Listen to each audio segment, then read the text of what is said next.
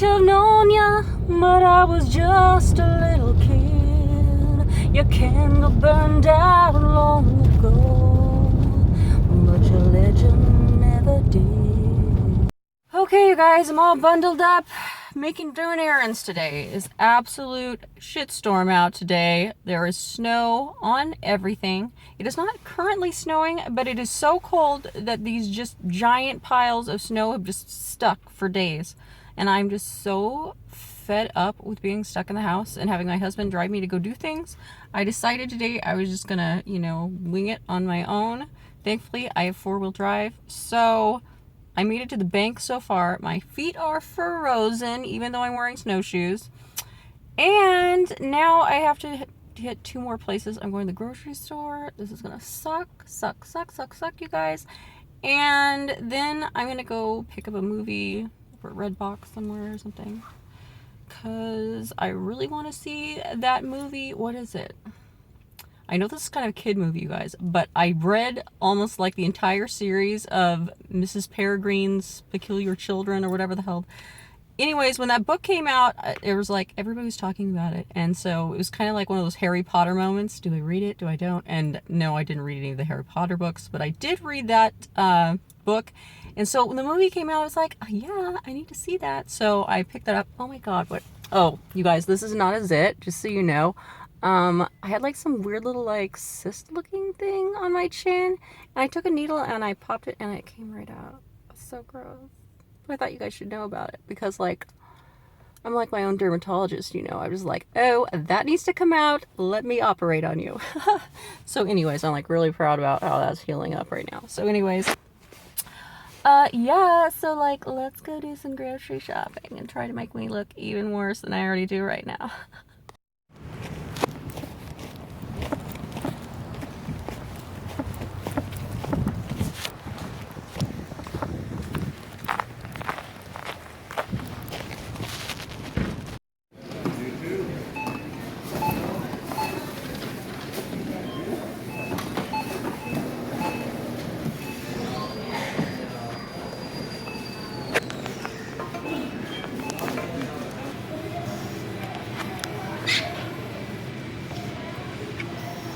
Hey guys, so I had a horrible freezing cold trip today, all out and about in my like grubby thermals, and I was trying to think of a fun way to wrap up today's video, but I was like running through all kinds of ideas like, ooh, outfit of the day? No.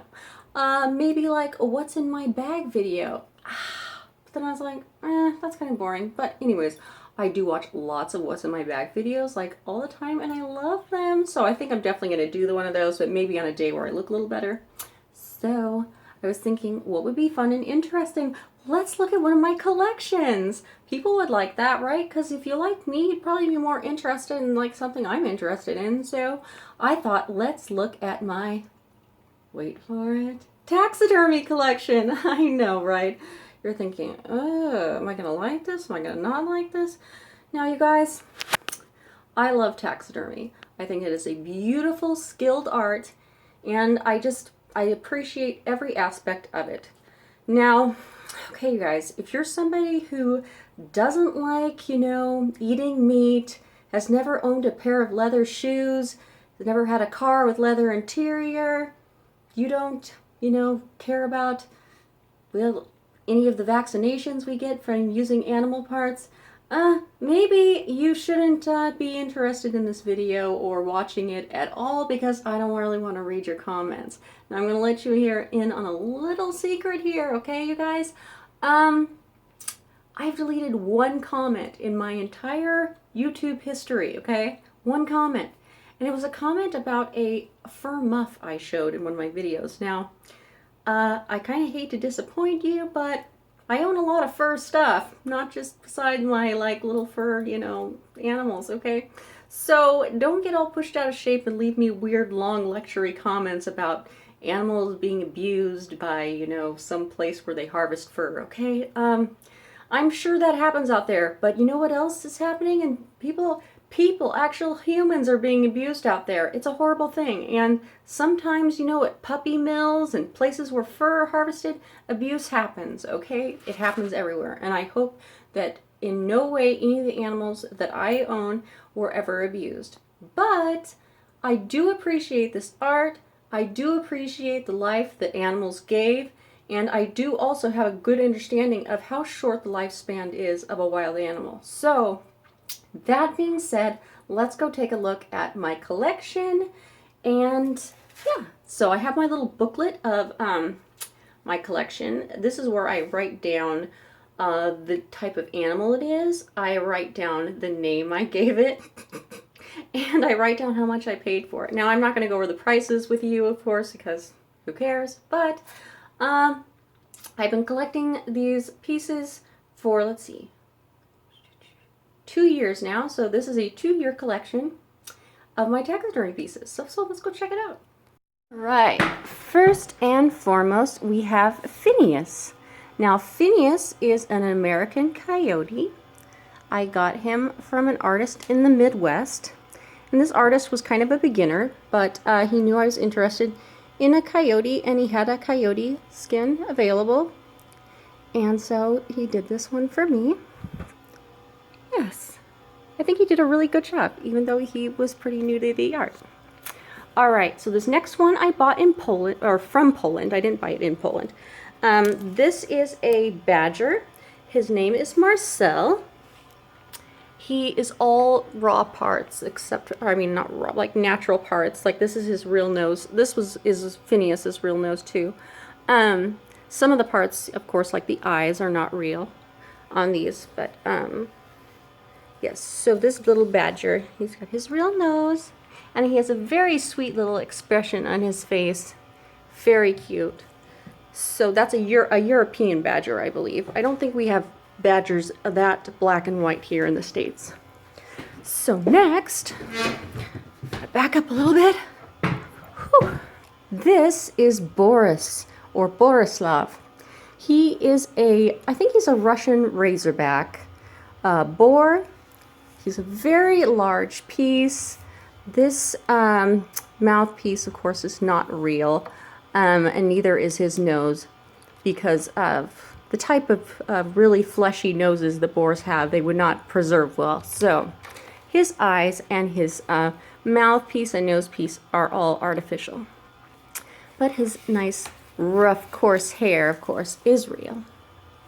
So look at Boris. I just love his face. I think he's absolutely adorable. And look at the skill art around his eye. This is all, you know, like wax and plastic around the eye. And well, they set the eye in, but then they have to kind of paint in and make that look beautiful. And I just think he has just done so very well. He's losing a little bit of paint right there, but I'll have to look that up. Touch that up sometime. Okay, so next we have Rufus. And Rufus is a small little European red fox. He has very oops. He's not hanging there very well, is he? Oh my goodness. I need to mount him better. Okay, so he has very plush, soft red hair. Oh, you're just so cute. He's kind of, he's looking down at an angle like he's hunting something. All right, next we have, this is Wardell. And Wardell is from Africa. Let me see, I gotta look this up. Wardell is called a reed buck. Yes, he's not the most skilled, I wouldn't say, like, mounting. These are all shoulder mounts. That means they're cut at where the shoulder ends. A lot of animals that are being harvested for meat will be cut this way. Yeah, so instead of like, there'll be like a whole body mount, there'll be just like a head mount, or there'll be a shoulder mount. This is a popular mount, so yes, that is an African reed buck. Hi. And next we have Winifred. And Winifred is a, let's see, I'm looking her up in my little book. Winifred is a black bear, I think? I'm not sure now that I look at her. She's got tri-colors on her. She has white and brown and black and a sweet little face, except for her little snarl. These are all artificial pieces in the mouth. Her nose is artificial. I have seen bears that have real noses, but she has an artificial one. Probably has something to do with how they wanted her posed. Artificial eyes, of course, always. And she has her little ears tucked back because she's kind of doing a little aggressive look here. I think she kind of has like a little Tasmanian devil kind of look to her. I think she's very nicely done. She was actually done by an artist here in the Pacific Northwest who is a renowned award-winning artist. So I have one other piece by that particular artist, and I will show that to you at the end. And so let's get to the next one. This little guy is Philomena. And Philomena, why isn't she focusing? Okay, Philomena is a little beach martin. And, oh, I can't remember. I think Philomena is from Europe. She's a small little type of weasel. She has her little feet attached still. She has her little claws. Those are all real pieces. Philomena has her real nose. She does have artificial eyes, of course. Focus, please. And very soft coat.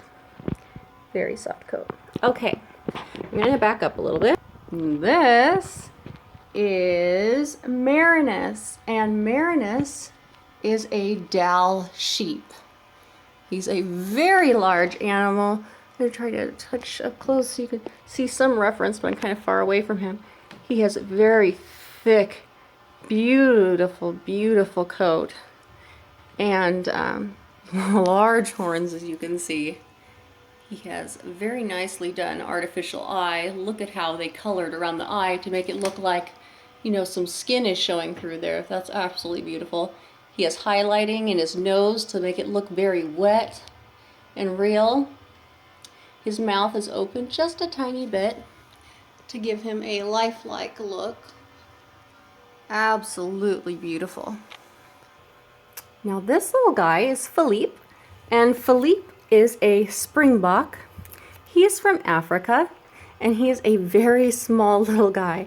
Now, when you first look at him, you'd think this was a big animal, but he's very small. Probably the size of a skinny little dog, like a little skinny greyhound or something. And they painted his nose a little too much, in my opinion, but that is his real nose.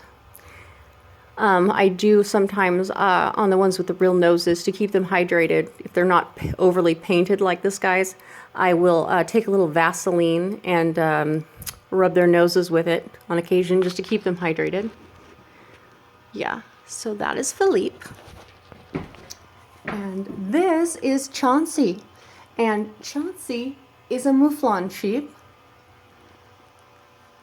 He is another horned sheep, kind of like Marinus over here. Yes. He has totally different eyes than a lot of the other animals because that's a sheep eye. His mouth is very nicely done, and he has a natural nose, and this would be a nose. Oops. What is this? That's like a piece of my own hair on him. Oh, that's so weird. Okay. So like this is a nose that I would put a little Vaseline on to keep it from drying out and cracking.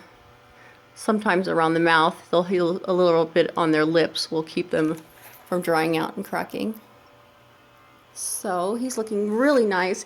You see he has more of like the wool back here on his coat, but up here he has a very coarse, kind of bushy, mustachy kind of hair.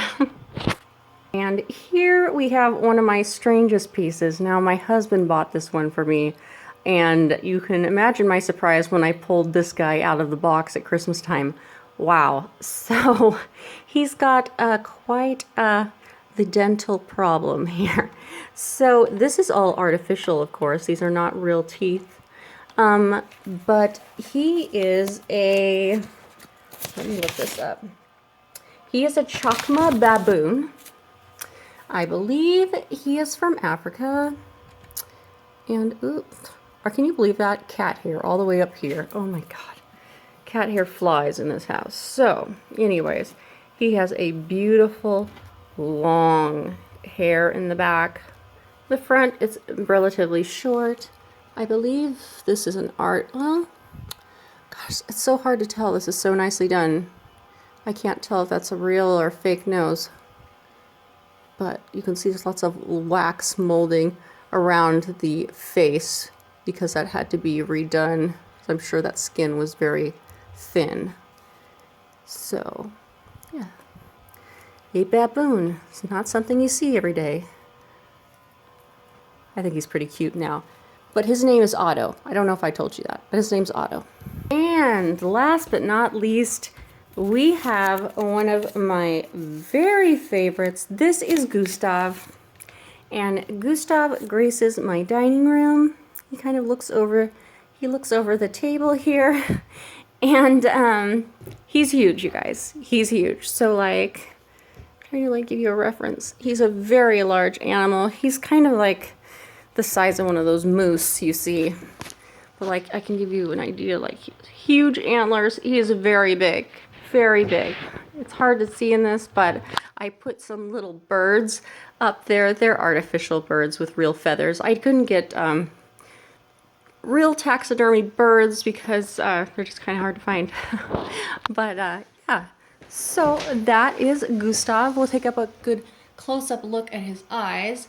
Absolutely gorgeous art. And so this is the other piece that was done by that artist here, right here in the Pacific Northwest, who also did Winifred, my black bear. But yeah, so there we have Gustav, or Gus for short. He's a real sweetheart. I like to come up and give him a big hug. I have him hung just low enough on the wall that I can do that. Yep, just put my little arms right around him and give him a big hug. I love you, Gustav. He's a sweetheart. I hope you enjoyed that. Now I'm going to show you some small taxidermy. These are little white mice. And surprise, surprise, you guys, you aren't going to believe this. I did these myself. Yep, these were mice intended for feeding snakes at the pet shop, and I purchased them frozen. I defrosted them, I opened them up, gutted them, right, and had to make little metal bodies for them wrapped in cotton, fed wiring through the legs, the tails, the arms. Oops, they're kind of light. I sewed little glass eyes onto the metal forms after the cotton was placed on, and then I sewed them back up. Most of them are sewed on the back, and this is one of my favorites. How cute is that? He's holding a little plate of cookies. Yeah, so as you can see, I didn't use any like wax or painting around the eyes. They're just dried in place, so they don't come out quite as structured as the animals you see on the wall because they do not have plastic forms in them that are perfect. Mine are cotton and wire and pipe cleaners in some of the parts, but this is one of my favorites because, oops, she has her little mouth open. Whoop, come on. I don't know if I can get her to focus. There we go. See her little two front teeth and her little paws? That is all real. The only thing that is artificial on her now are her little black glass eyes. Everything else on this cute little mouse is real. Actually, this one, I lost her tail. I didn't do a very good job trying to preserve that tail, and it got pulled off. But anyways, that's the only taxidermy I've ever done. I don't hunt animals, or you know, I just don't have it in me. I'm a huge animal lover, and I don't like to see animals die, but I do realize that it happens every day in the wild, and these animals in particular are harvested to feed other animals that are in captivity, and so I can appreciate that, and that is why I used these in particular for my project since they were already dead. And I learned how to do these by watching YouTube videos, you guys. So I incorporated some of my own techniques in making these mice, but I was inspired by a book about a British artist who became very famous in the in the early turn of the century in the 1900s, creating an entire museum of small taxidermied animals. So, anyways, I just thought I would share those with you as I end my video. You guys got to see my entire taxidermy collection and some small taxidermy that I did myself. So, anyways, if you liked my video or would like to watch more videos of the House of Sasha Hartleb and more things I collect and fun things I do, then you can subscribe below. I think is it over here or is it over here? Somewhere over there, there's a red button that says subscribe. Like this video if you liked anything about the video whatsoever. You can appreciate taxidermy in even just a little small way now. And please find me at Sasha Hartleb on Facebook. See you guys later. Thanks. Bye. And it seemed to me you lived your life like a candle in the wind. I don't know any more of the words to that. That's weird.